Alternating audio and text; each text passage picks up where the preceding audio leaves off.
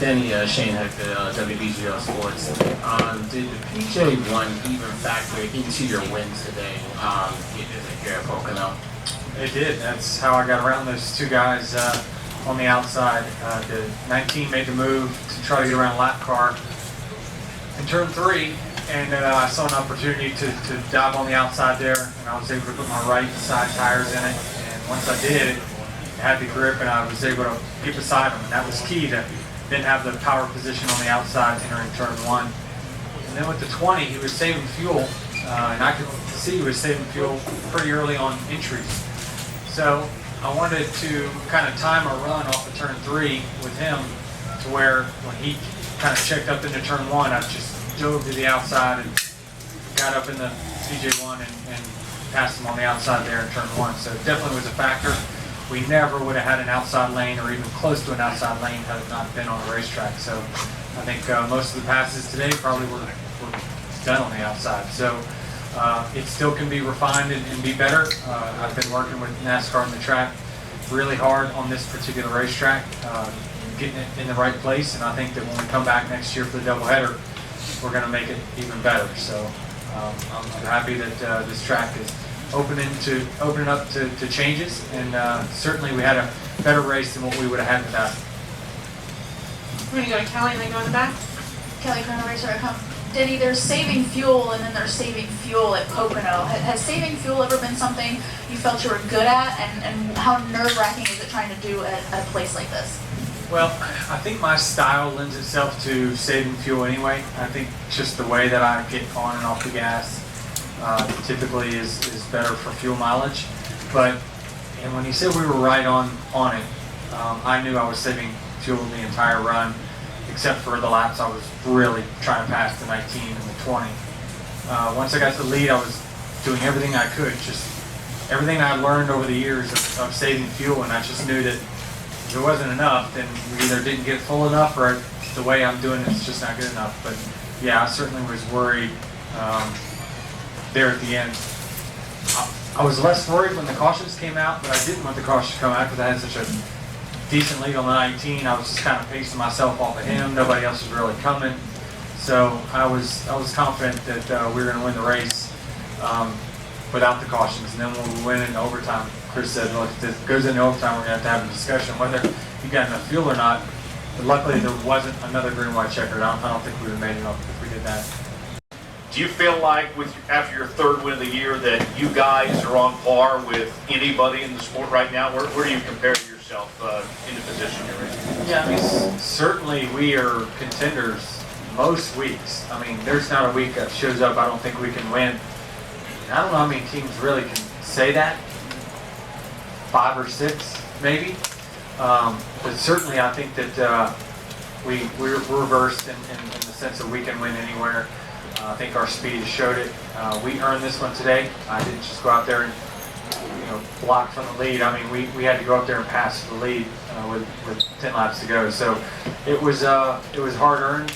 Last week was going to be hard earned if we got that one done, but came up a little short. But we're putting ourselves in contention. I mean, we're doing a lot of the right things, and like I said last week, we haven't had this speed like this since probably 2012 when we won 5 races. So I think it's really clicking well right now. We're going to go to Nate and then we'll check in on the press box again.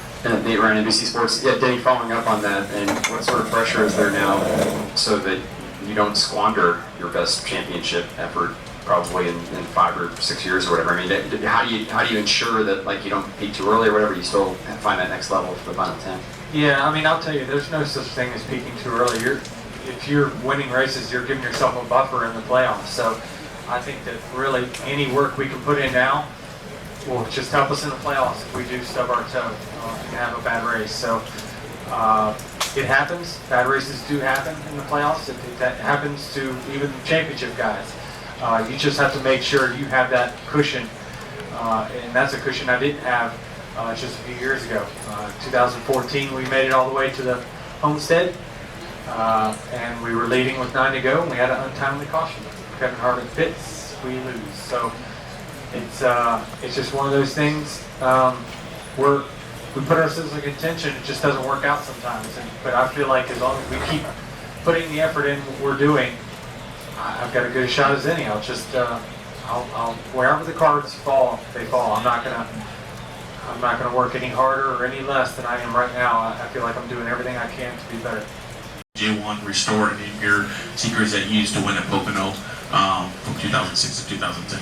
You know, maybe a little bit. I mean, I thought that the years that we were really good here before the track repaved, it was a multi-lane racetrack. You could run different grooves in each corner, mostly in turn one.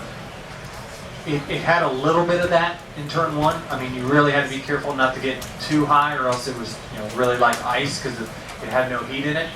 But the part of it that did have heat had really, really good grip. So, yeah, maybe I would say that it's a little bit like it kind of used to be, but certainly we could make it better. And I'm just happy that, you know, it did play a factor in today's race, and it was used in the victory. Any additional questions in the press box right now? No question. All right, we'll come back down here to the middle. Joe Kinsey Jr., WBGR Sports. Dan, do you think if they moved the PJ1 compound down about a lane that it would maybe improve it and make it to where more drivers actually want to use it during the race? Yeah, I mean, you got to be careful though. You don't want to move it too close to the bottom, and that's what my first thought was when we were designing where we were going to put it, is that if you have it just one lane off the bottom, and everyone runs in it, and then nobody can run the bottom because the top cars are right on your door and you can't pass. It'll be just a freight train around the outside. So you wanted to have the opportunity for someone, if they wanted to dive low to take the shorter distance, they could do that, but not be crowded by the person on the outside. So I think that one full lane lower would be too much. But certainly, my opinion was it needed about 15 feet or so in the apex, about 20 feet on entry to be right on where it needed to be. You know, the success that you used to have here, to finally get back to victory lane, is this any more special just knowing how meaningful this track has been to your career?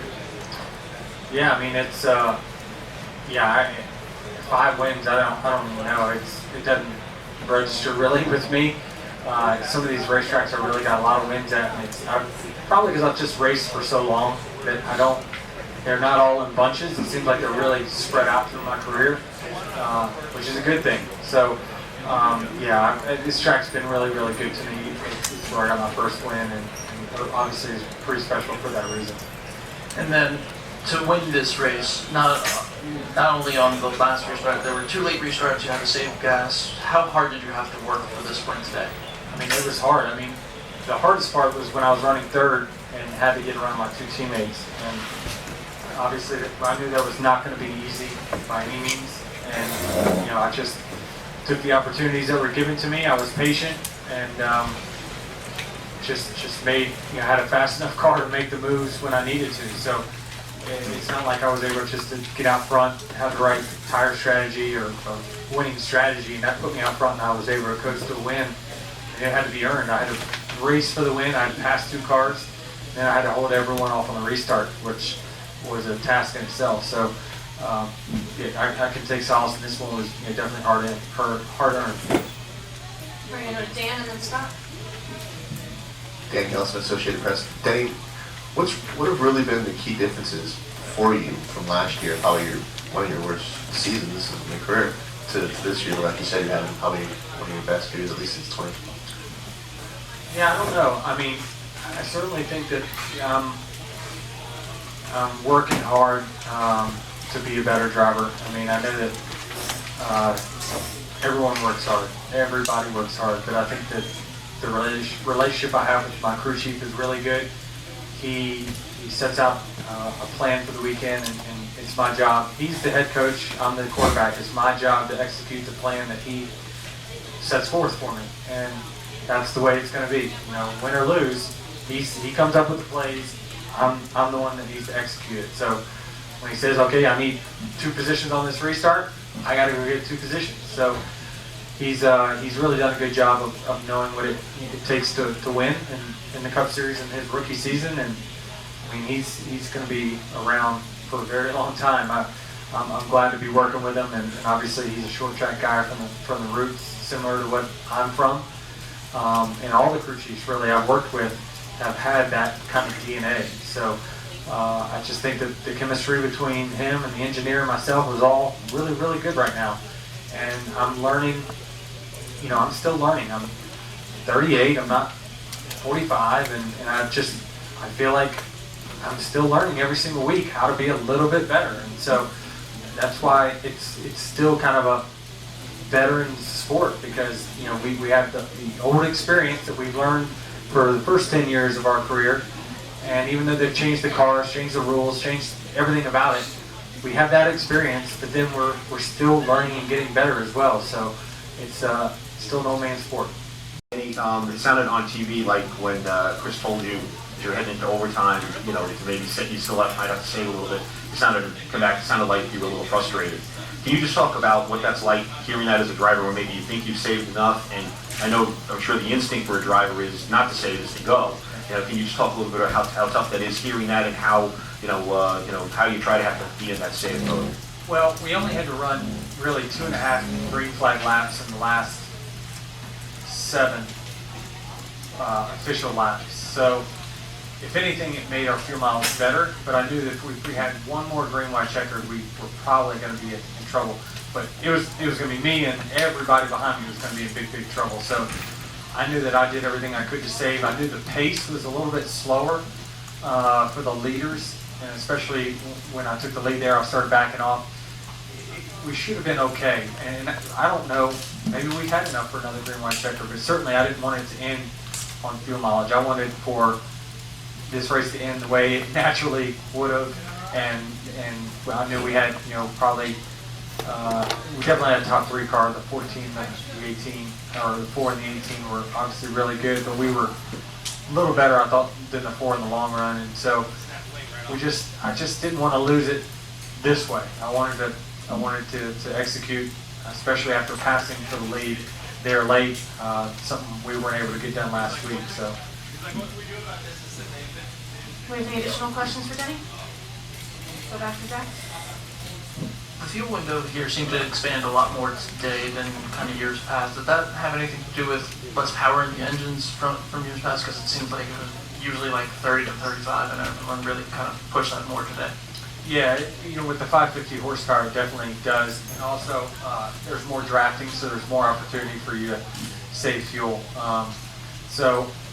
There's more drag in the cars, but I think the reduced horsepower equals more fuel than what the drag had. So, yeah, the fuel mileage was stretched a little bit from years past. Anything final for our race winner? All right, Denny, well, congratulations. Thanks for joining us.